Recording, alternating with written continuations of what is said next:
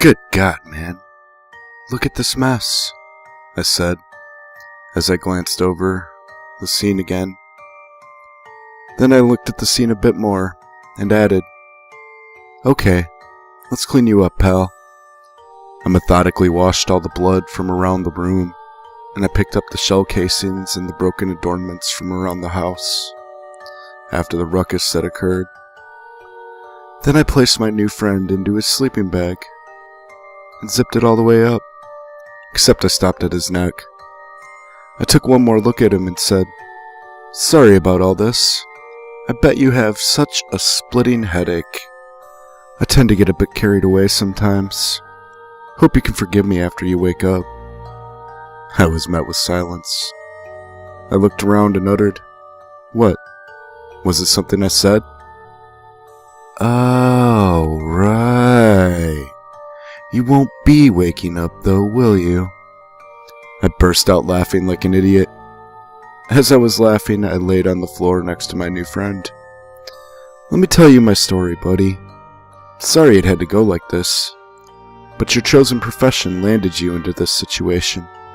And I am, well, I'm just what is known as an occupational hazard. My name is John, and I'm 48 years old. And I guess I'm a serial killer. I wasn't always like this. I used to be good. One of the best, even. But turmoil weighs heavily on one's being, and eventually, the soul gets crushed right out of you like the juice from an orange. And then you become capable of all sorts of shit. Don't get me wrong, it's not what you think. I don't go stalking girls into the alley and chop them up. I only killed one woman in my entire career. Bitch tore out my heart, so I returned the favor. I'm not mad. I'm just a victim of circumstance. After the woman, the first was an accident, really. I was suicidal, but I was too afraid to do the damn deed myself. So I hired a hitman on the dark web and waited for it to happen unknown to me. But luck has a strange way of messing with you. Sometimes, when it's been bad for so long, and you're ready to quit, it suddenly goes your way just to screw you and make you the asshole. Made an asshole of me. So surely did. That time, when the assassin got the drop on me, I flinched, sent him falling backward. As his gun was coming toward me, in the fall, I turned it accidentally, and he shot himself.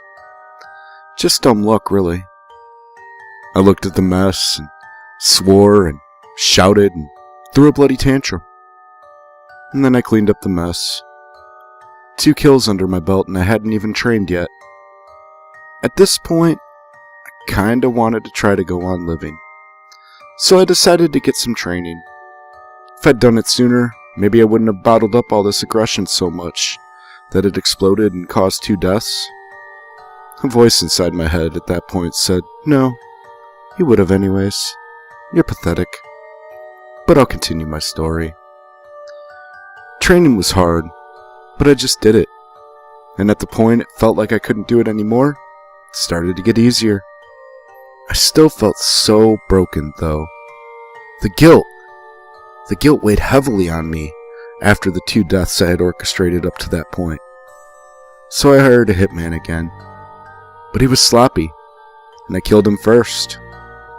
I laughed at his stupid face, so dumbfounded when I jammed my knife up into his ribcage and into his lung and slit him to his breastbone.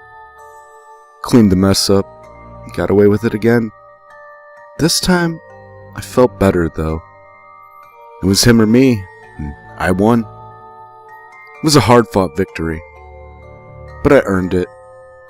And I realized that yes, I do want to die.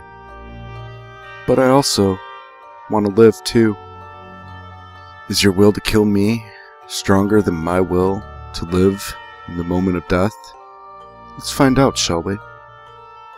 Let's keep playing this game of Hitman Roulette. And that is exactly what I did for a long time. I kept hiring killers, and I kept killing them. If I was low on funds, I would take the killer's next contract, so I can continue this lifestyle. I am alive now.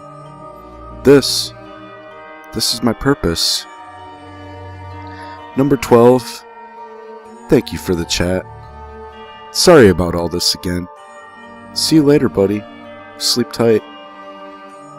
I then stood up, zipped the body bag the rest of the way, finished removing all trace of my presence in this area, and then I got some rest. I slept better than I had in ages last night. After chatting with my 12th new friend, covering up my tracks, and sleeping so well, I'm waiting for my next appointment, and I decided to write my story here and share it with the world.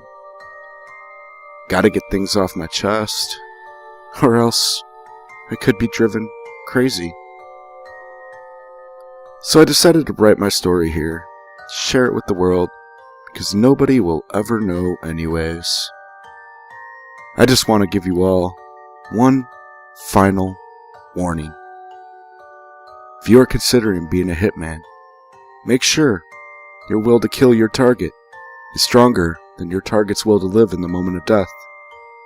Also, be careful about which contracts you take. Could be me, the occupational hazard of the assassin. I'll be seeing you.